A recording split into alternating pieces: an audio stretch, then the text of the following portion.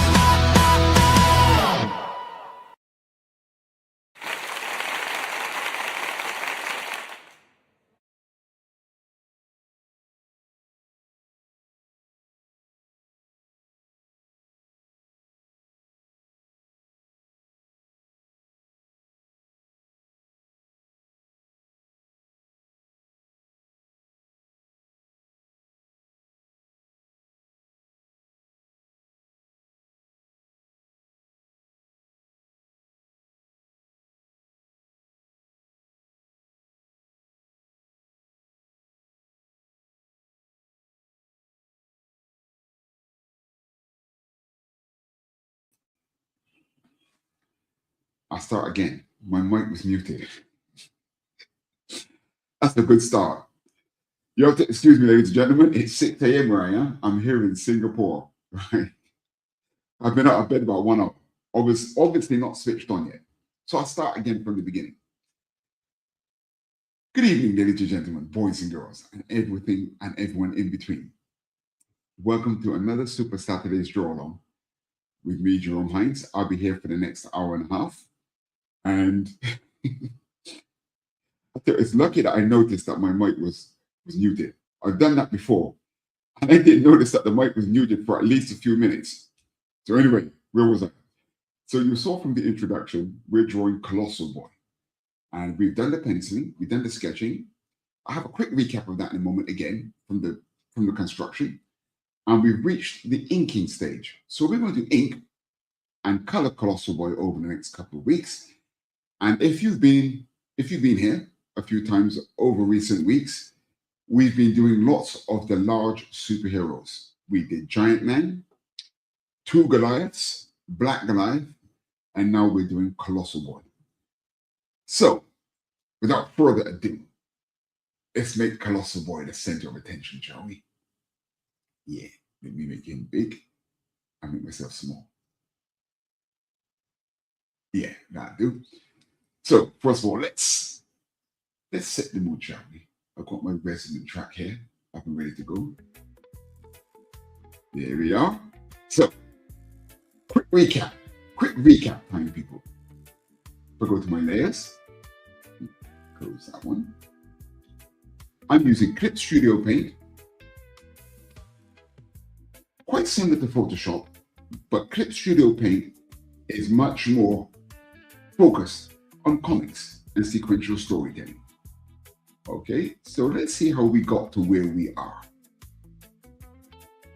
On the very first lesson, because remember, this is called Supa-Saturdays Draw-Along. I'm urging you to get your pencils, your pens and brushes at the ready and draw along with me. So we started with a skeleton. I made that darker so you can see it. We fleshed it out. I made that darker so you can see it. So there's our basic shapes. Now I kind of skipped the stage here. I went straight into, you could say, anatomy. You can see the shape of muscles already taking form. Quite often, I would start with a really, really basic shape. There's no real anatomy in it. It's just tubes and cylinders, etc. Then we did something that I call dimensions, DN, where we put in purple lines of construction so we know where the front, top, back, and sides of things are. I depict those with purple. Then we get to the center line. I always urge my students or anyone I'm discussing art with, find the center of an object, You can see the center of the foot is where I placed it there. That's depicted by cyan, by a light blue. Then we get to the contours. Always make sure you know what direction everything you're drawing is headed in. This helps with foreshortening. So if you do a drawing and something doesn't look right, check your contours. Okay, there could be something you've got traveling in a direction and not quite the right trajectory. So then after that, we got to the detail. That's like the heavy sketching, where we will sketch the image over our construction. So let's get rid of the construction. So then we were left with that. And in that detail, you can now see we've got the contours for the muscles. And I was very pleased with myself with my Jack Kirby fingers here. I enjoy doing those square fingers, very Jack Kirby indeed. Then we did the spotting. This is the pencil shading. So we got a light source coming from the front of him. You can see that, right? Good. Then we got to the inking. First, we inked the key line. You can see the outside of all major areas of color have been inked. What do I mean by that? When we come to color, we can now paint bucket. A very quick method of coloring, I'll just show you very quickly, is this, where you can just drop a color into an area because there's no interference. So whenever I draw now, even my comics, like here, here's a page of a comic that I'm currently drawing. You will see that my inking follows the same process. The key lines of all the colors are separate. Then the detail, then the spotting or the blacks. And I even put my hatching on a separate layer. So here we had our basic inking key line. Then we put in the detail. Whoops, sorry. There. So now you can see we started to put the detail in. That's how far we got last week. So now I'm going to switch my pencils on again, just keeping the detail, and we shall resume from here with the detail.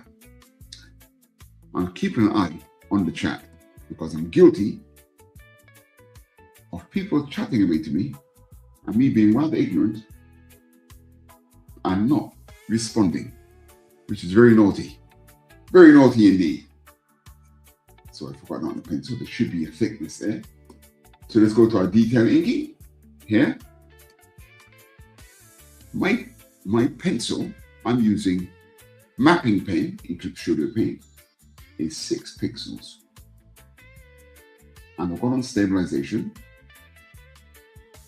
to give me a steady hand.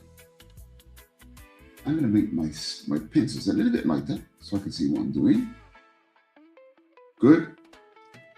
And this piece of inner detail, you notice the line is slightly thinner than the key line of the object. My inner detail, I like to make thinner. Now here, this is his jaw, and this is a separate plane. So I'm going to make that thick, and also his earpiece, I'm going to make quite bold.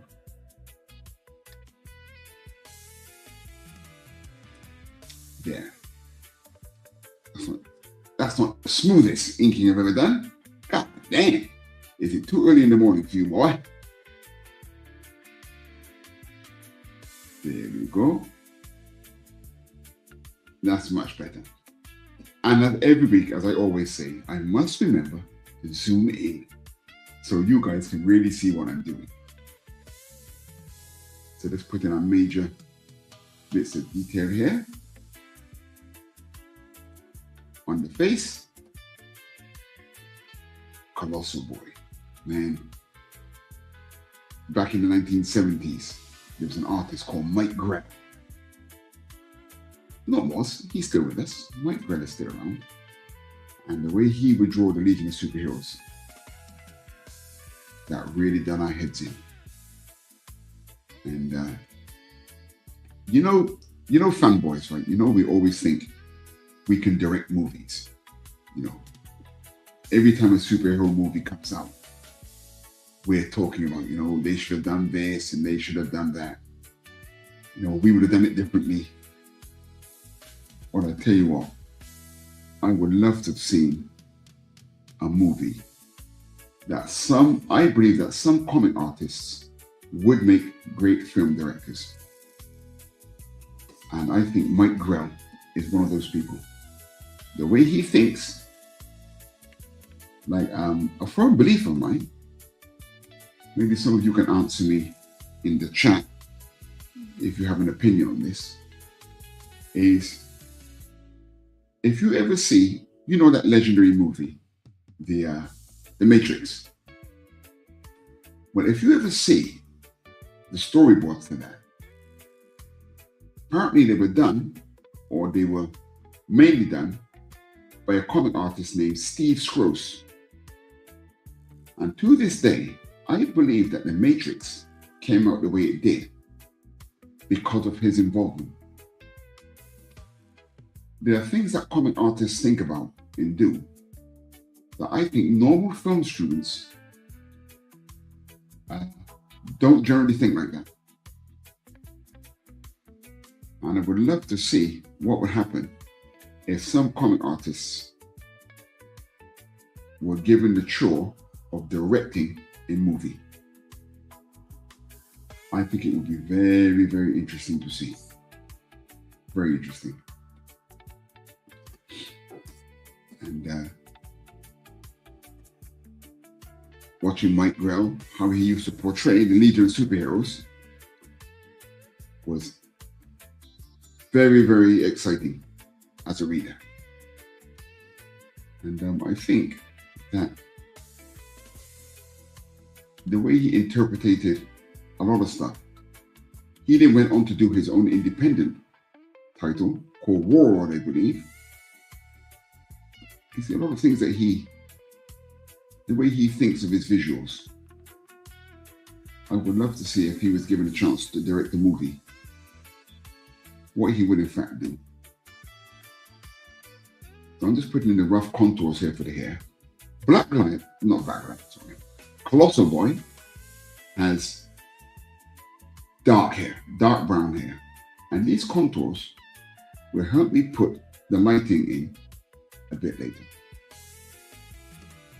Like there. See, you've got the lighting there.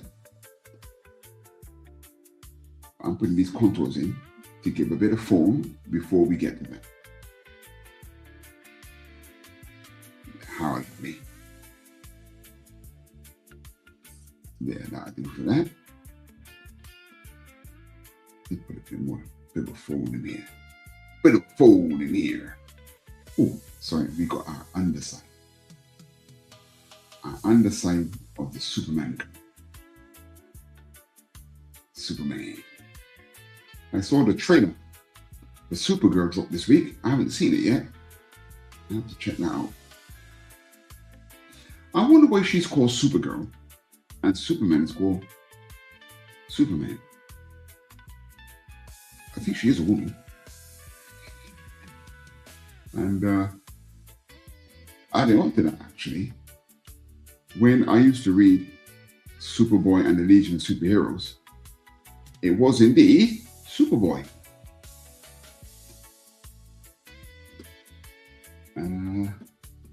It was really good, man. Fantastic comic. Drop this collarbone in. You see, my spotting's got quite a lot of structure in it. There's that all-important sinew that comes down the neck. Yeah. These mats. Look at those shoulder pads, man. Brutal.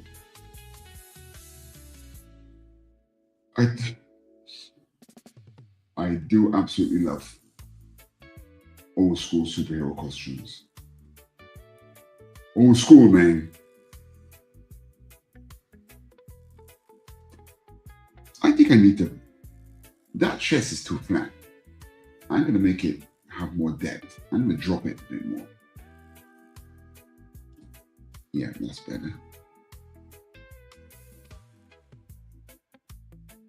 Bicep. I just realized that I've left quite a bit of detail off my first detail pencils. Quite a lot of I put quite a lot of detail in on my spotting layer. Funny, isn't it? No matter how much you do a process, if you don't concentrate, well, the problem is that I'm trying to do this in a way that you guys can follow me at home. And sometimes I get carried away. I forget that I'm meant to be doing it more, how do I say? I won't say slowly, but I have to explain myself more as I go through. Sometimes I do forget, and I race off, and I do things without fully explaining why I've done it. And I can see that when I laid my pencils, I did such a thing. Now I've got a certain amount of detail that should be on this layer, should be visible now. That is not. Naughty boy.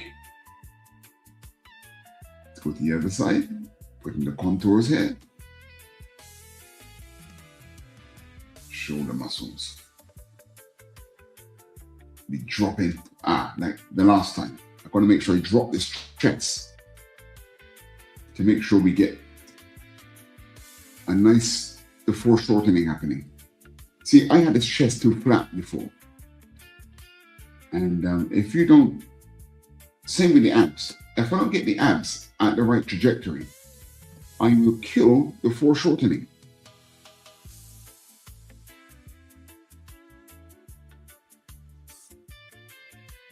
Bicep. I think there's a few of you out there watching. Thank you for tuning in. Feel free to ask any questions you may have.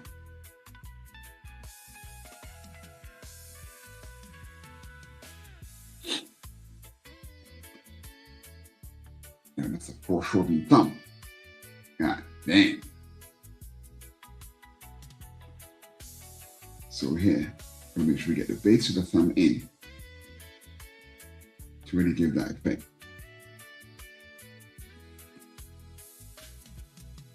There's my Jack Kirby finger. How lovely.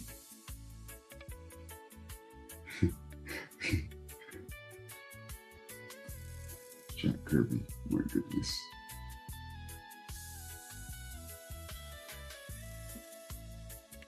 And I think I mentioned recently, I've been looking back at a lot of the drawing of a gentleman by the name of Gene Colan. And just when you thought you really appreciated someone, the more you realize that these guys really, really were very good. And I mean, times change, art styles change. And now I think with a lot of modern comic artists, a lot more are using references. So if you look at a lot of modern comics, the draftsmanship is actually very good. The drawings are very accurate. What I appreciate about the older artists is they will draw certain things not 100% accurately, you could say. And that there is their character. That's their style. And within that, within those discrepancies, you could say, is what made them unique. And Gene Colan had this way of drawing very large feet on his characters. quite unique. And I can never get enough of looking at the way he drew feet.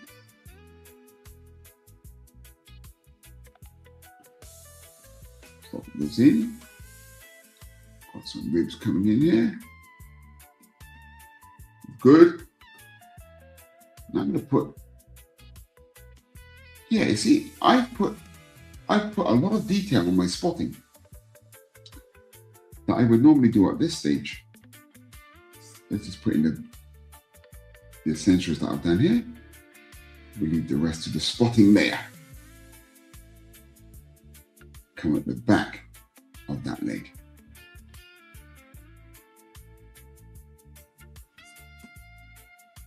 And he's got like a center crease in his boots. Quite unique. See that? I didn't put it in on that one. His heel should be in there on the main key line. Okay, let's put some folds in those boots. Broadly known as Captain America boots. I'll be here with you for the next, well, the show's an hour and a half.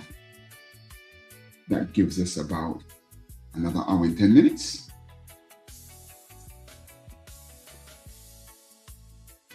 And we should get all of our inking done today, I think. Then we get to the color as the last stage. And then you can see my computer stalling there. What it's doing, I'm doing a time lapse of this. And sometimes it takes up a lot of memory. I'm going to put a bit of thickness in that boot. A la Jim Starlin. Well, Jerome, you're always talking about other artists. Do you do anything like yourself? Yes, of course. I may be talking about those guys here, but if you check their art styles and mine, I think you will see I'm definitely influenced by them, but my drawing is definitely not like theirs. They have their own unique style. There's a great artist from the Philippines named Harvey Tolliver. He's done some good work for DC in particular, I think it is. And he once paid me a great tribute, a great compliment, sorry. He said to me that my drawing looks like me. What he meant by that was the personality of my drawing. He did an event for me, so we kind of got to know each other. And he was explaining to his workshop audience that when he looks at my drawing, after getting to know me, that my drawing looked like me, like the way I am. I thought it was very interesting. Okay, now we're to our spotting. So I'm going to make a new layer for this and call it SP for spotting. So we're not going to do any hatching on this layer. So we started from the top just now. Let's start from the bottom this time, shall we? Okay. So let's come in here. So we can see we've got a shadow here. And we're going to find that my inking may not follow the original pencils exactly.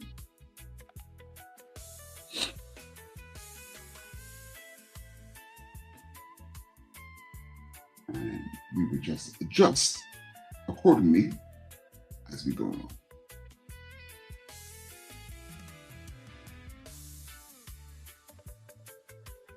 And spotting,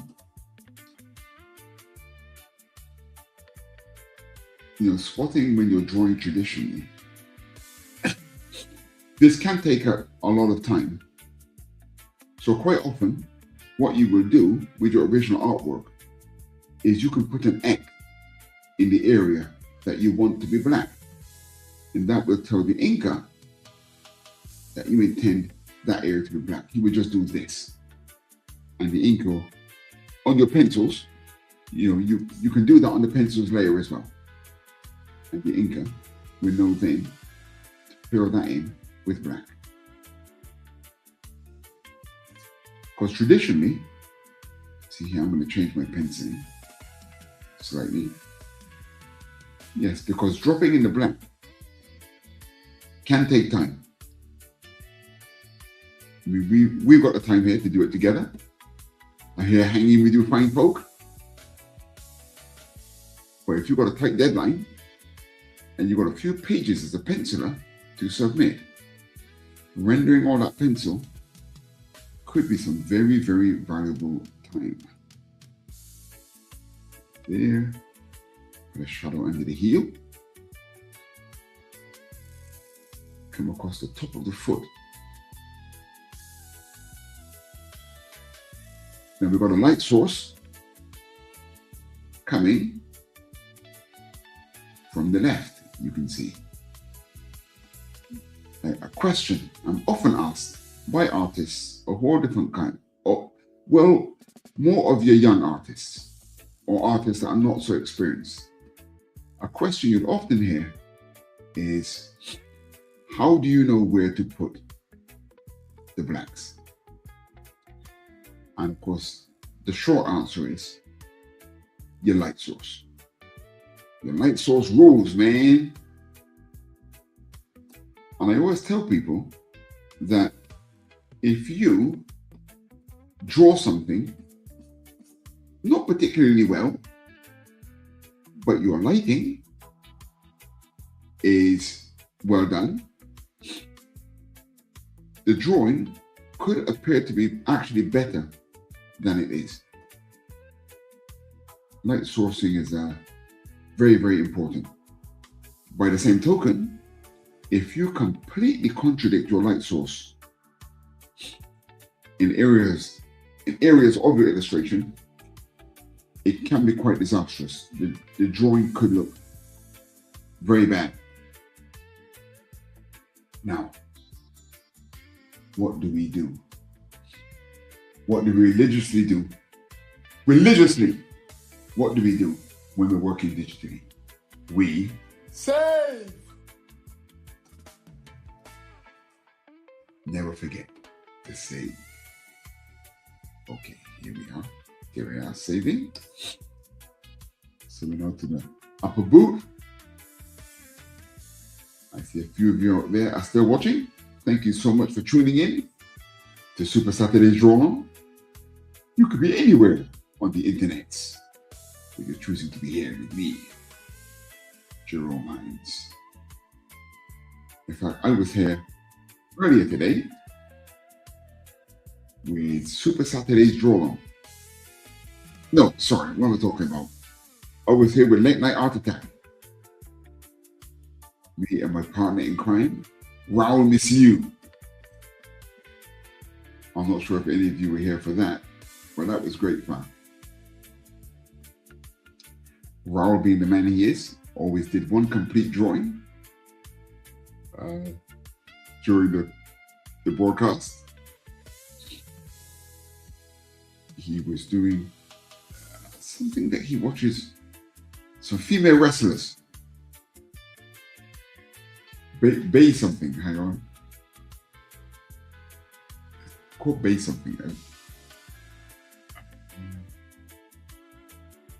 I've lost it. I did save it earlier to make our video. He did a great drawing. And I was doing something from my Thunder Zone comic. I was doing a page. In fact, the page I just showed you, I was working on this panel, putting in the background of the fallen tree and enjoying our character D. Tomasi, which was all very good fun. Now I'm here from 6:30 to Saturday with Supa-Saturdays Draw-Along. Supa-Saturdays Draw-Along. Okay, so now we get to the belt. Now his belt is metal,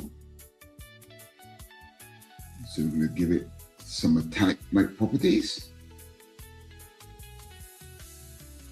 I also reshaped it during my rendering.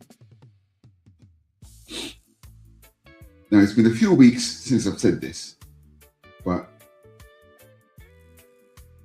I'm always very wary of speaking too quickly, because I get it from my grandfather. He used to talk very quickly. And I'm originally from the UK, but I've lived in Singapore for the last almost 30 years. So my accent is a cross between the UK, Singapore, I dare say, and a bit Caribbean. My parents were from Barbados in the Caribbean.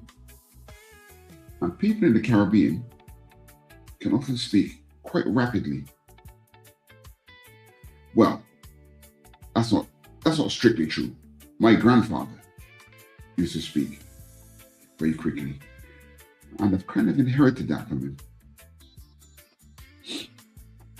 So I must slow down. I must remember to slow down and not speak too rapidly. If you can't understand what I'm talking about, drop me a note and say, hey boy, slow down, sound your T's, speak properly, speak in the Queen's English. I suppose it's the king now. God, man. What I could have said in that history. Brutal. And as my inking, my inking there, I've kind of like reaffirmed a bit of extra detail, which I shall now honor.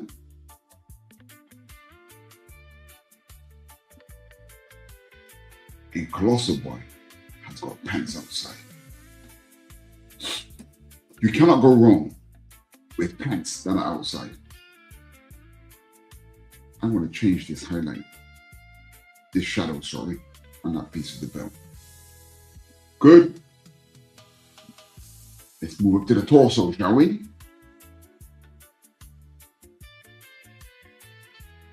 There. Spotting is I find quite therapeutic, actually.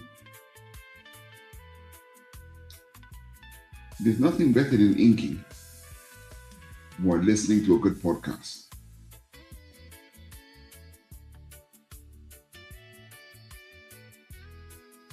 Or music. I remember when I wasn't so confident inking. I can't remember where I read this. Was it Gary Martin? It might have been Gary Martin, a book that he wrote. He was the inker for Nexus. I think he wrote, if the inking on a drawing doesn't look as good as the pencils, the inker has failed. And one thing I can definitely remember, when I was younger, whenever I would ink something, I would spoil it. And that's when you know something's not right with your inking. Because, as mentioned once here before, the late great Stan Lee, he had a word for an inker, which was embellisher. So right from the get-go, he was looking at the inker as making the pencils better. Now, okay, there's two things to this, yeah? You need an inker, first of all, because when you've got color, it is difficult to really sort the color out if you don't have the borders of a solid black line. So inking, to a large extent, is a very pragmatic function of a comic image. And back in the day, trying trying to print the color, well, it's not a color, trying to print grain was never easy. So of course, you've got to make your grays fully black. And any gradients, you have to use hatching. That's light going to dark. And in that process, you're going to make sure you don't make the penciling, you don't kill the effect of the penciler. Because I mean, we've all seen some of the pencil artwork of some of the great artists. And I think it's quite nerve-wracking to be inking some of that stuff. I mean, it looks so good already. And it's an inker's job to make it look better. And I definitely remember when I wasn't so good with a brush, I would spoil many of my drawings because the feathering, even the sense of light, wasn't quite there. So the things that I would put in just wasn't as good. Wasn't as good as they should be.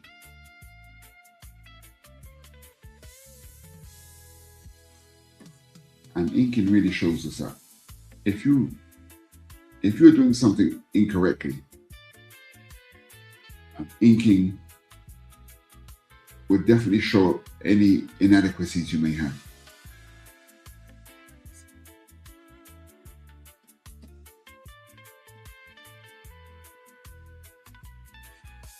Onto the chest plate.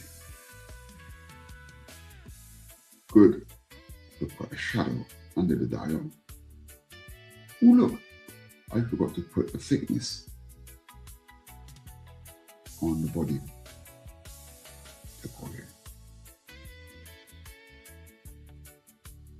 There. Now let's put in large shadow up to the shoulder. I'm using a style of shading here, which, if you've been there for a while with me, I went through some inking terminologies and how I see, excuse me, certain styles of inking. And there's this one where you can see the hatching is coming from a larger area of black. And kind of parallel, you see that there, for example, okay? I call this gradation inking. And for want of a better term, I think the guys over at Image, your Rob Liefelds and your Jim Lees, your Mark Silvestris, I think a lot of these guys largely pioneered this style of inking. Back in the late 70s, I remember seeing John Byrne doing something a bit similar with an inker. His work was inked by a guy called Terry Austin. And there was something looking a bit like gradation inking going on there, or rendering, sorry. Interesting subject.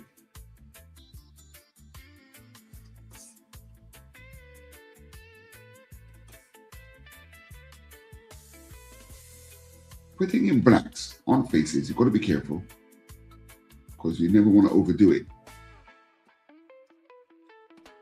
And with a face, which is easily done actually.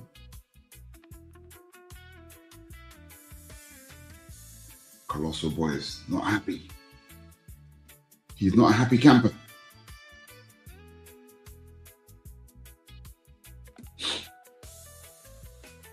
Putting a bit of shadow on the other side of this jaw there.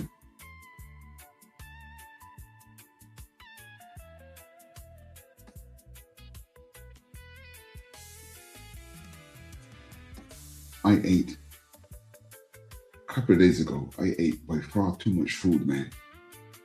So yesterday, I didn't eat the entire day. Had a day of fasting. And am I hungry now? Goodness gracious me. My wife bought me some noodles that I didn't eat yesterday.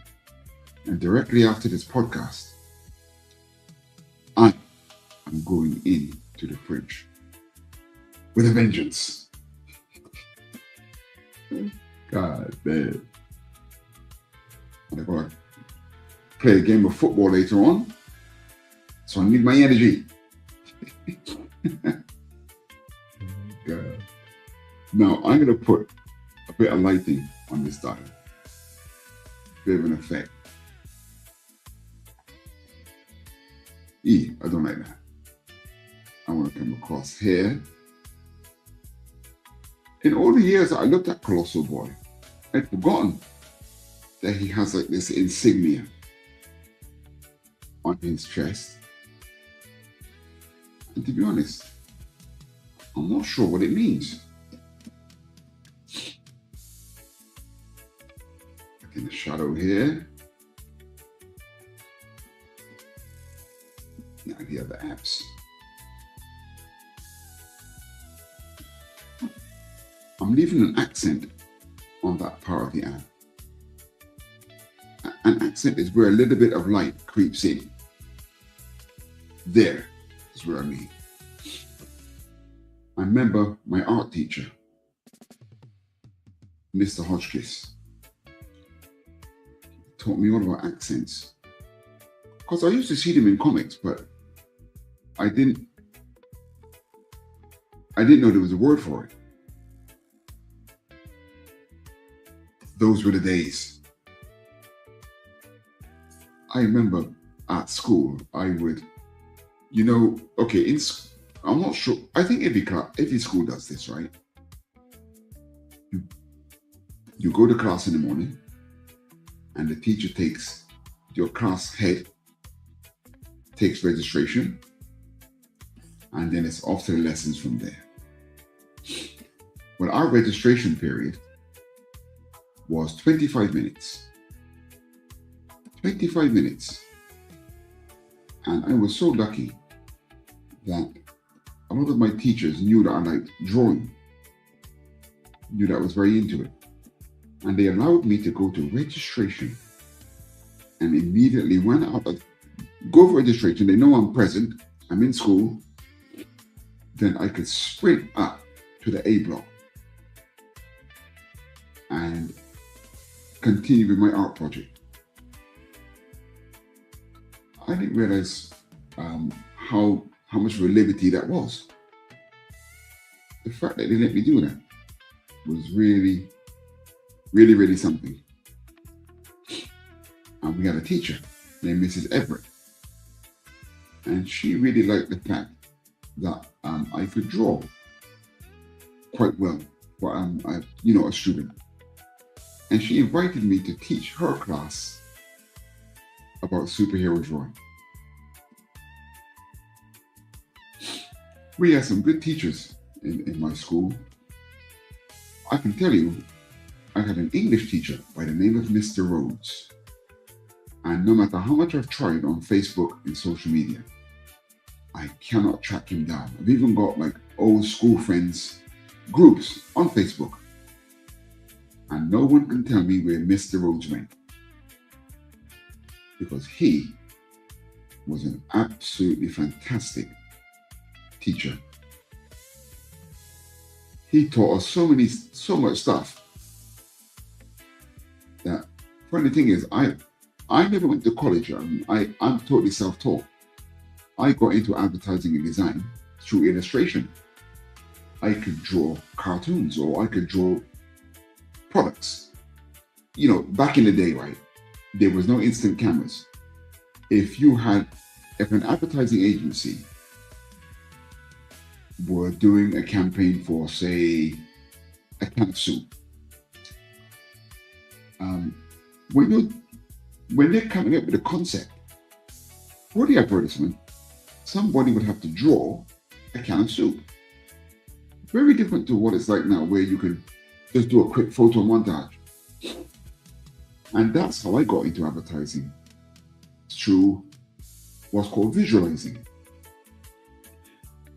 And my teacher, Mr. Rhodes, what actually became very clear, he taught us so much stuff about communications that people often thought I went to college. When no, the only thing that I had to prepare me in that career was I could draw, which came from comics, the written word, which I think also comes from comics, because I later became like a chief copywriter. And also there was what Mr. Rhodes taught us about visual communications. He had us doing stuff in animation. He made us do news reports. And to be honest, what he taught us between the ages of 12 and 14, I think was comparable to a college education. Well, apparently so, because not that it ever really came up, but people just assumed that I went to college, but I didn't. I just had a very good secondary school teachers. Okay, so let's spot the hair. Spot the hair. So the light's coming from the left. So I'm going to put a shadow in here and leave an accent at the back. Let's zoom in tight. Tight like a tiger.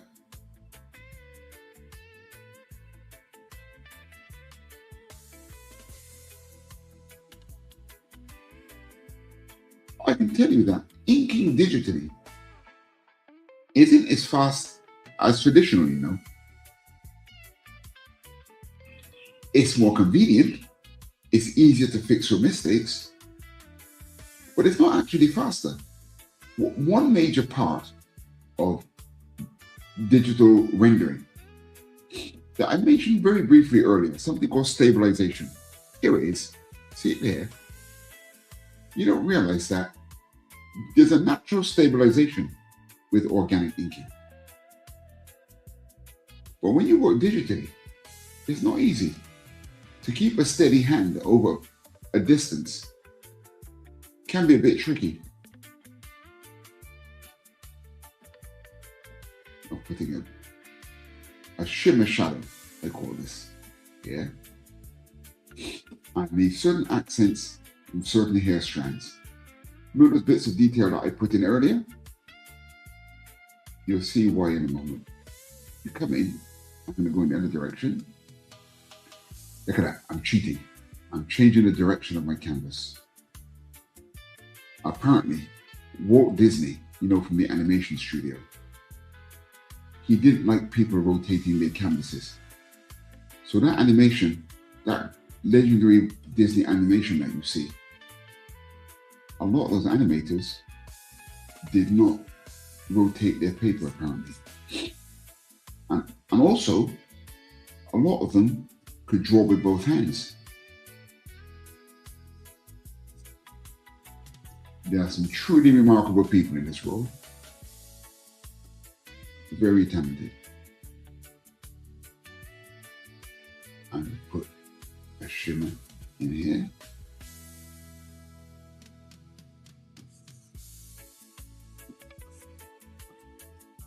And we got some over here. We leave an accent on that side.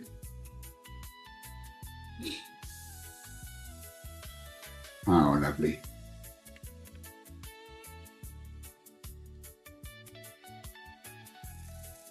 I remember the first time I bought an expensive brush for inking. It was called a sable, and I had no idea such a thing existed.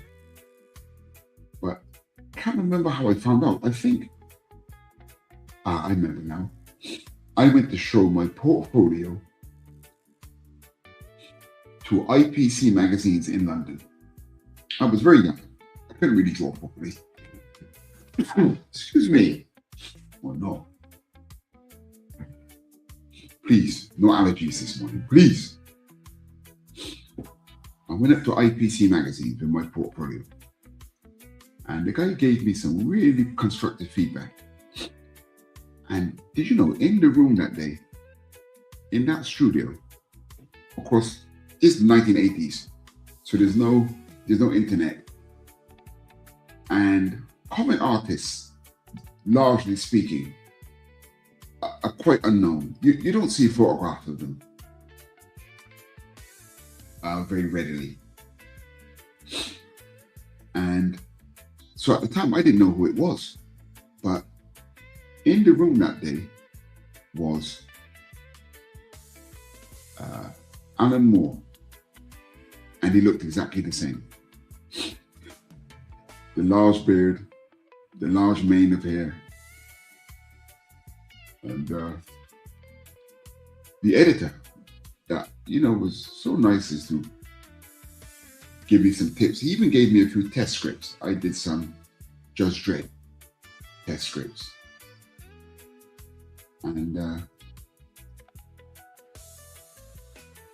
he explained a lot of stuff to me. And he said to me, you need to buy yourself some expensive inking brushes. And I had no idea what he meant. And he said to me, go and look for a Sable number 2. So I went to my art store. And after that, I dare say, my inking took a completely different turn.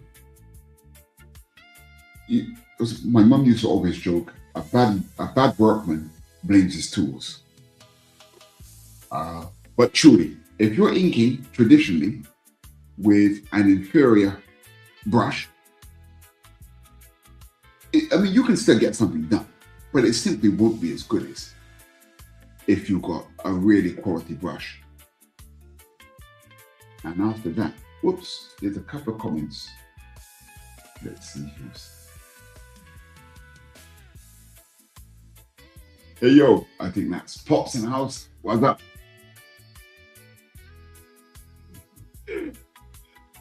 Pops is the man behind the Madness Entertainment Group Network.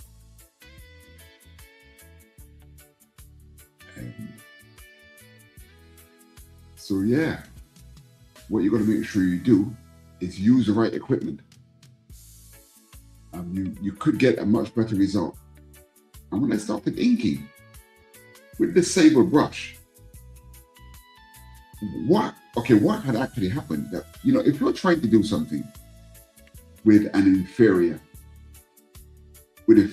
equipment, when you then get the good equipment, you might be slightly ahead of the curve. I've been trying to get consistent lines for how many years with dodgy brushes, that when I then got an expensive brush, it was quite a revelation, let's say. Okay, good. We've got the main outline of the spotting going. So it's actually dropping the blacks. So we can switch off this. And you can see we've got the basics here. And we can now get the paint bucket and systematically go through and drop in the blacks.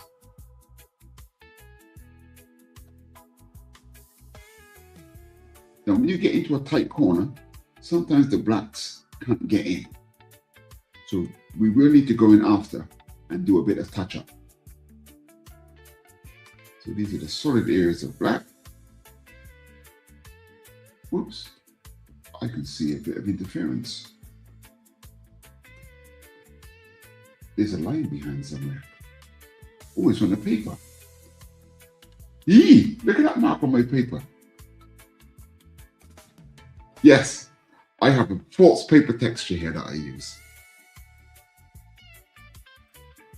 And I've got a mark on my paper for some reason. Let me just cover that up. Whoops. Can you see that? It looks a bit false. So I'm going to select a bit of paper. I'm going to blur the edges. blur border, let's say 20 pixels. So now I can move this over and you can't see that shape. Bit of Photoshop. Okay, so here we are back to our spotting. Actually, I'm going to switch off the paper texture so that the spotting goes in easier. Because the spotting is looking at all layers and it might see interference from the paper texturing and affect my spotting. You can see here, all of this is going in very quickly, but there are a few bits that I missed out. I will have to go in after and retouch. This morning, I was talking to Raoul, my partner in crime, on Late Night Art Attack. And there's an artist, great artist called Bart Sears. And Bart Sears, his style of art is, he doesn't do a lot of hatching. So his inking kind of looks a bit like where we are here at the moment. And I have drawn some comics in this style, not much hatching, but a lot of large spotting like this. And it's quite a fun technique to use. I do like the way it looks. So sometimes I do deploy it. But I'm doing hatching here. The Supa-Saturdays Draw-Along, just so we can get into some of the techniques involved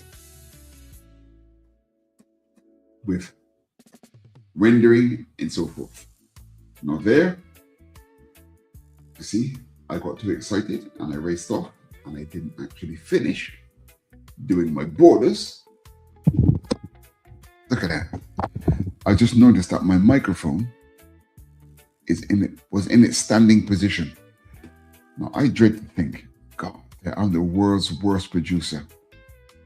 You might have been hearing my voice at about 70 or 80% up until now. I just put the mic in technically the right place.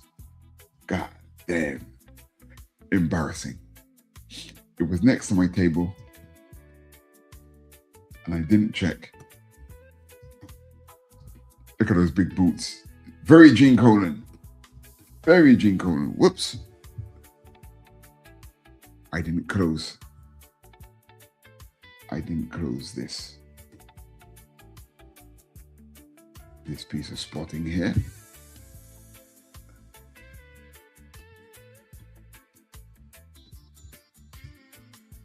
There we go. Almost there.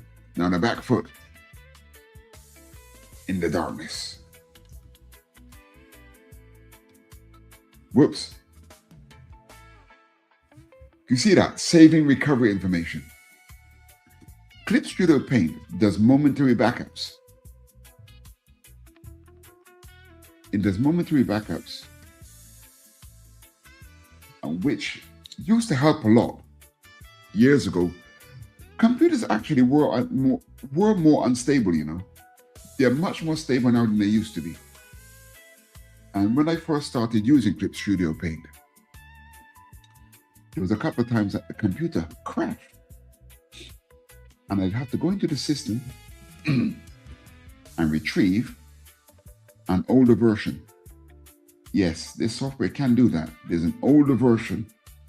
There's a version of this now saved in the system of where I am now in this image. So if anything happens to this file, we're going to have a copy that's backed up to at least this stage. And there's a comment here. Bart is going to be at Kazoo next weekend. Ah, okay. Pops is saying there, I'm going to run a trailer later for the Kazoo Comic Con. And Bart Sears is going to be there. God damn. That is going to be very, very cool. I remember the first time I saw a comic artist in real life. I was at a London Comic Con in, when was this? I think this was the very late 70s. And Bill Sienkiewicz was there. And he drew an image of Nick Fury with a pen. He didn't sketch it. He went straight in and did a pen render of Nick Fury. Jesus, I was absolutely mesmerized. I'm not sure if you're watching this and you're familiar with Bill Sienkiewicz. He had a very almost Neil Adams-like style, very realistic, fantastic rendering. And when I saw the way he rendered that Nick Fury, man, that was the first time I realized that I couldn't ink. Because he inked it with a pen on the spot. And it wasn't a meticulous illustration. It was quite kind of free and easy. But boy, was it a good illustration. Absolutely brilliant.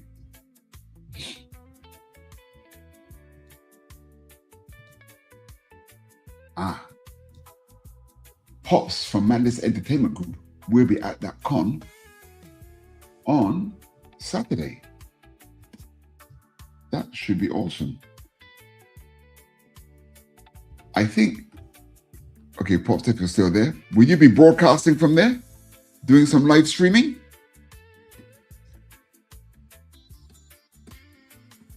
As I said, I'm here in Singapore and the time difference is a killer. But if Pops is there, if MadLad Entertainment Group is there broadcasting live, I'm going to try my best to adjust my sleeping patterns and tune in.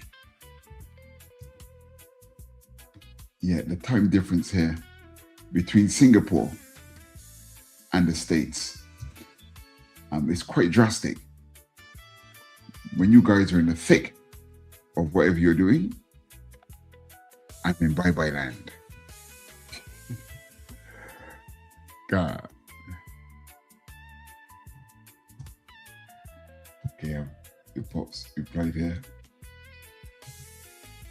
Not this one, the next one in May at Hall of Heroes. Okay. So Pops will just be there, meeting and greeting, just meeting people, but he'll be broadcasting from the Hall of Heroes in May. What a great name for a con, eh? Hall of Heroes. That already sounds like it's going to be fun. That is a good name, man, for a Comic Con. Hall of Heroes. I wonder who came up with that. That sounds really good already. I'm gonna put, now I can see I didn't completely finish my spotting here because I intended to put. And allergies are a funny thing, eh? I woke up this morning, happy as Larry, and suddenly my nose, it started streaming. My nose has started streaming. That doesn't sound right. I'm streaming, my nose is streaming. My nose started streaming during the stream. If my daughter heard me say that, she would say, "Daddy, that's very lame." She called it my boomer humor. Look at that. I got a big bit of spot in there that I missed. Concentrate, boy. Yeah, I have to retouch back in. See, when you paint bucket, the sharp edges, it can't quite reach, you see. So, I should be putting a shadow down the back of his hand.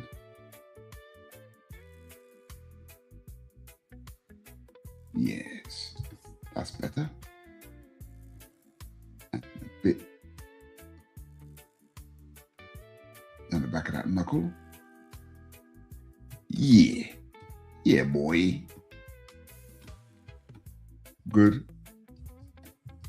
I messed up my spotting over here.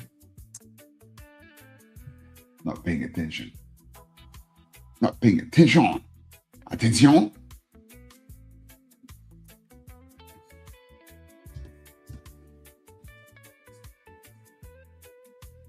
I'm always doing that.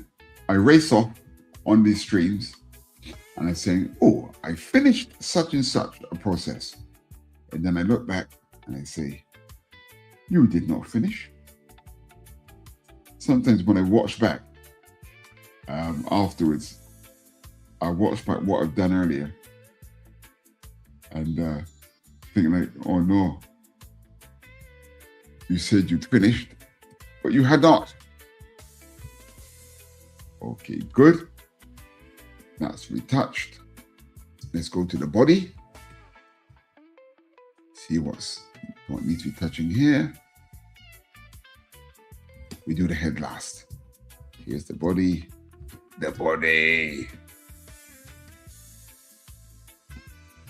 Actually, where did I get that from? I know where I got that from. If you've watched Mr. Bean, there's one episode where he's taken an art class. And I think the lady's French. And she's telling him to observe the form of the lady that he's drawing. And she says, the body.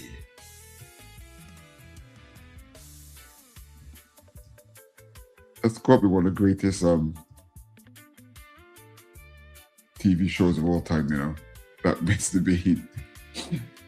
Hang on, I got something wrong with my spotting here. Not quite happy with this.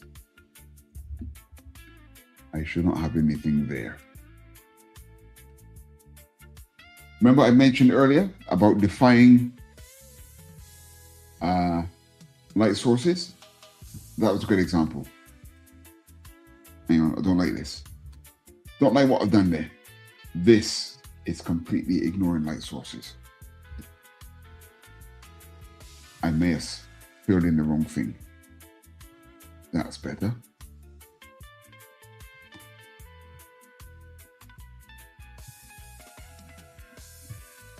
The light doesn't lie. The light doesn't lie. So here, how are we doing for time? How are we doing for time? Still got 20 minutes. Can we finish our hatching? Maybe not, but we shall get to it. We shall get to it. There.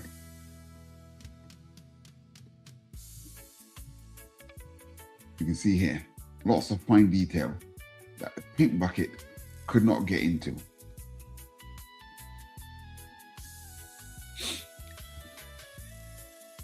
My favorite artist of all time was a gentleman named Gil Kane.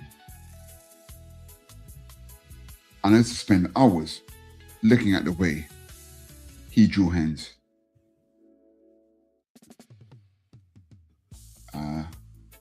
Unbelievable. His knowledge of anatomy was ridiculous. And if he was an artist for many years, and you can track back his work to the 1950s, he used to draw the Green Lantern. And you can see his work as it improves. I read an article by him once where he said he didn't used to work with a light source. And you can look back at some of his old work and you can see, yeah, I mean, fantastic drawing, but there's no light source per se. It's just, okay, I don't want to use the term flat, but it's just a drawing that has no great amount of shadows anywhere, you could say. And then as time went by, you can see he started to introduce light sources, which goes to show where even someone as fantastic and as proficient as him can still learn something even after being great for how many years. I'm getting rid of that that shadow that I put there. I'm instead going to put a piece of metal decor. Okay, I think we're there with our spotting.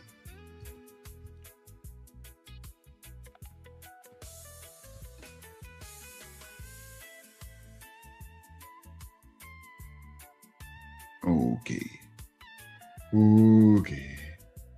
I'm gonna put one bit of shadow behind his lip. So let's see what we got. Let's see if I have indeed. Ooh, I didn't spot our logo. There. How lovely.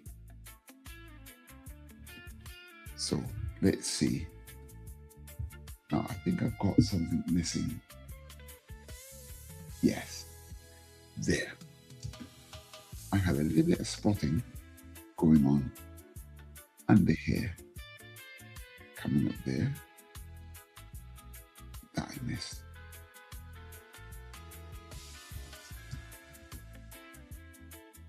So let's drop that in.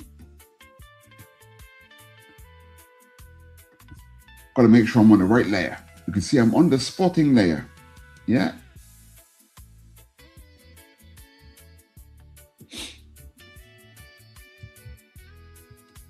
Okay. So there we have the spotting of Colossal Boy. So let's go into our hatching. I just want to add a little bit there. Not until you finish an image or you think you've got to a stage of completion. Sometimes you look back and then you can see things that should be there. And I was a bit naughty. I put in a lot of detail on my spotting layer that's showing on my detail layer. So here's my spotting. And now I'm going to use a few different techniques on this inking, okay? There's one that I call, within the gradation style that I mentioned earlier, there's something that I call like the touch technique, right? So let me just round that off. So I'm going to make a new layer. I call it HT for hatching. So when I'm going to touch, go light and then touch again. Now this is something that was very, very prevalent in image comics. Then as it comes to the light, it gets less. I'll switch off the pencil so you can see that kind of effect. Right? And it's what it is. It's a touch, go light, come down again and touch. And that might be because, okay, now I'm not sure about this yet, I'm guessing. If you ink with a pen, with certain pens, that might be something that's easier to do. So I think that maybe some of the earlier inkers for image were inking with pens. There's one inker called Art Tybert. He was very, very good. I'm not sure what he inked with, but he had a very, very, very consistent line.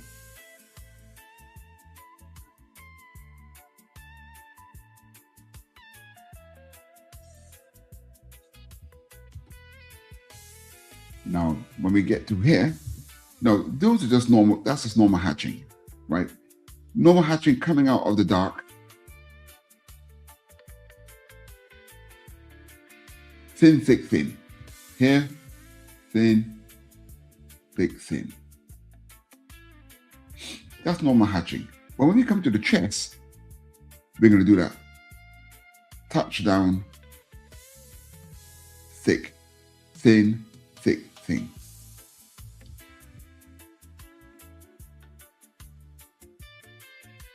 Now we taper it off.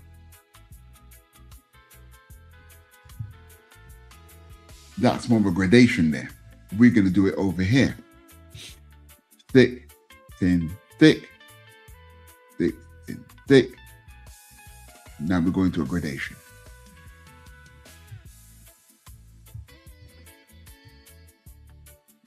It depends on the way the light is coming in to whatever it's refracting from. What direction it's reflecting from. Or how it's refracting off the surface of the material. Like here, for this strap, which could be leather,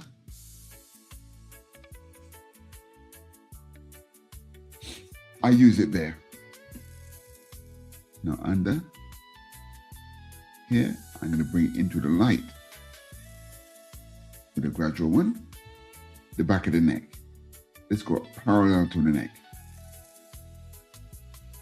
The other technique that we explored here was what I call spikes, where the hatching comes out of the black.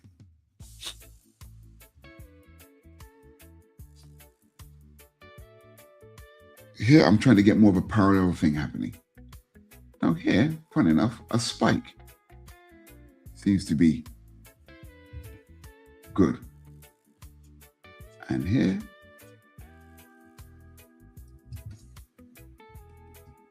I put a parallel in the lower jaw. I'm going to put a gradation coming from the nose.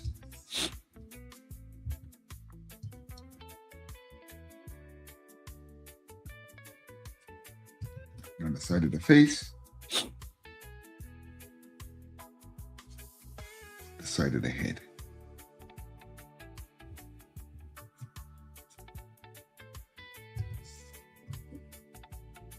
This is a tricky one. Come down the side of the face. As I mentioned, you don't want to overdo it on faces. And I put this slight accent at the side of his lip, didn't I? I'm going to put a gradation coming out of his tongue.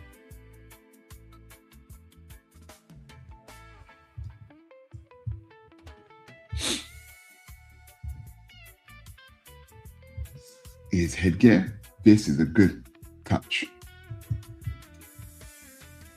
That metal headgear.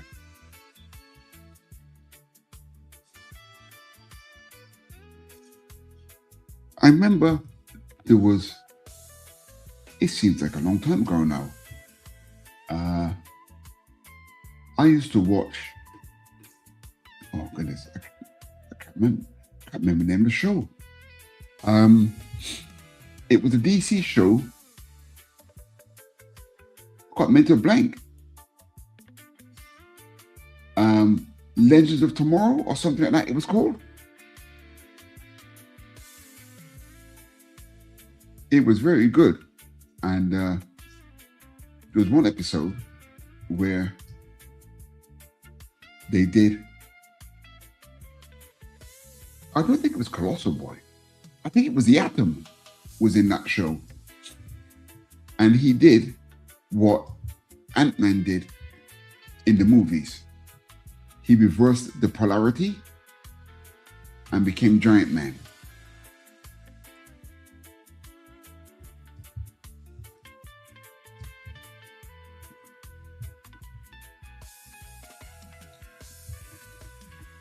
No, not like that. Hang on.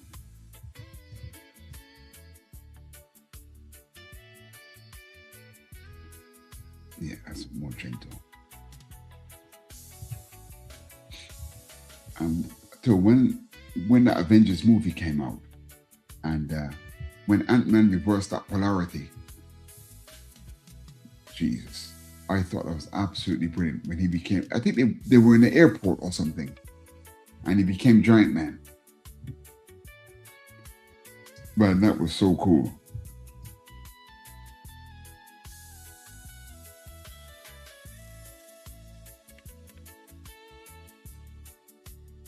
Whoops. Keep your consistency, boy. good.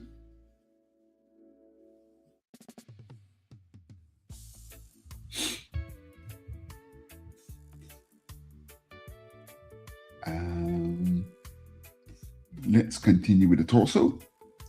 Okay, I'm going to take a gradation from one side here to the other.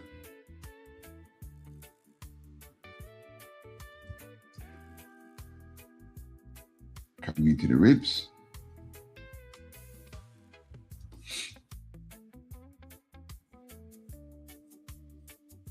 My favorite inker from back in the day, the gentleman by the name of Tom Palmer. And I actually got him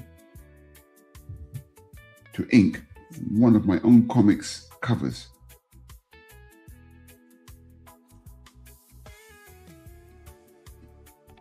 Oh man, that was one of the highlights of my artistic career.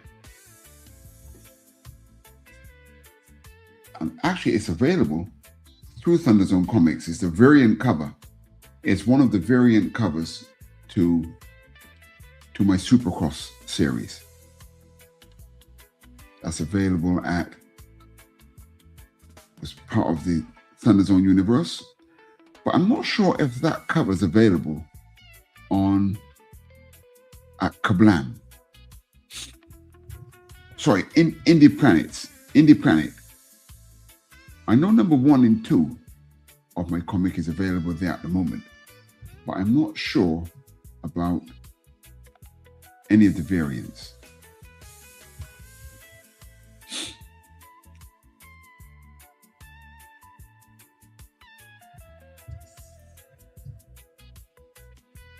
There are spikes there, right?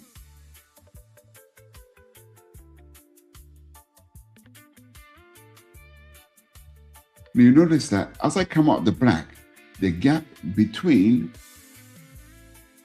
each feather is less. So it is more.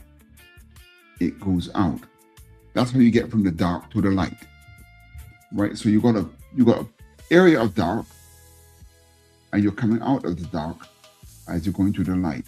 You have to spread them out. That's how you get the gradation.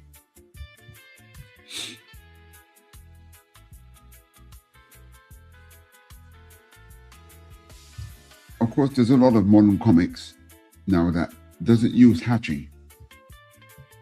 It's just the basic key lines and rendering, and the rest is all of the light is taken care of in the coloring. All shadows are done by the coloring. And you can see why that can happen, because I think it saves a lot of time. This kind of rendering, it does take up a certain amount of time. And if you look at life in general, things, as time goes on, everything becomes faster and less complex. Look at the architecture of yesteryear. You know, people would build arches. You know, you think about the process of calculating the angles of an arch and then building it. This altogether takes up much more time. So then buildings largely became square, rectangular, and no curvatures. So I think it's just life. Just think, I grew up in the time of we had typewriters.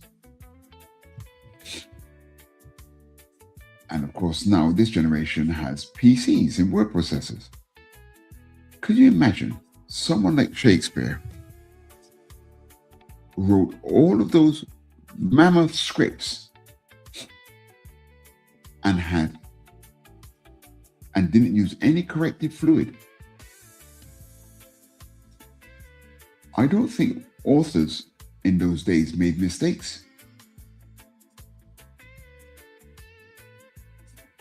Or they started again.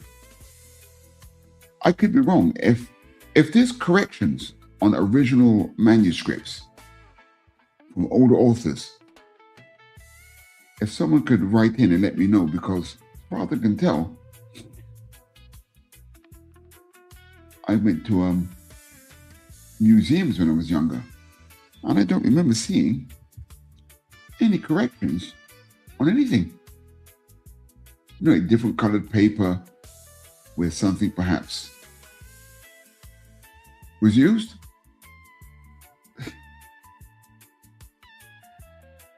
I dare say, seems like we're going backwards, people.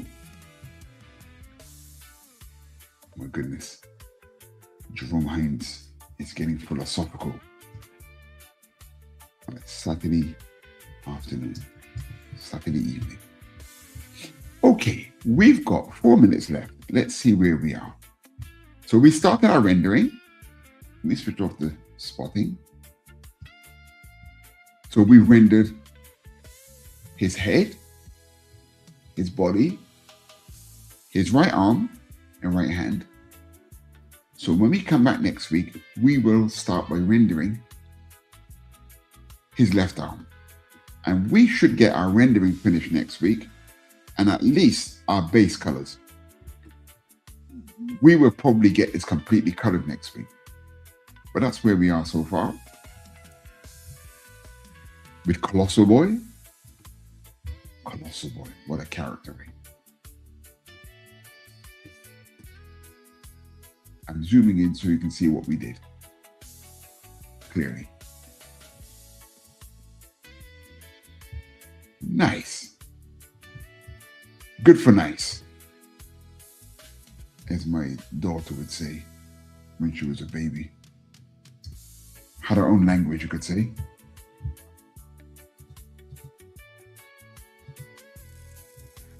So thanks so much for tuning in once again to Supa-Saturdays Draw-Along with me, Jerome Hinds. Remember to tune in again next week at the same time, where we will finish Colossal Boy here. And I'll be back here again late on Friday night, early Saturday mornings with Late Night Art Attack. Me and Raul Monsieur. Raul normally draws anything from pop culture that week. And I typically will show previews of what I'm doing. Like if I'm drawing a comic to be published, I may just work on that page so you can see what I'm doing in real time. Or might just choose a random hero. If something happens, like if a new movie comes out or something, I might choose to draw that character from the movie that week. So I'll see you next weekend. Thanks so much for tuning in. I'm going to play a couple of ads here, and I'll see you back here. Same time, same place next week. I'll see you later.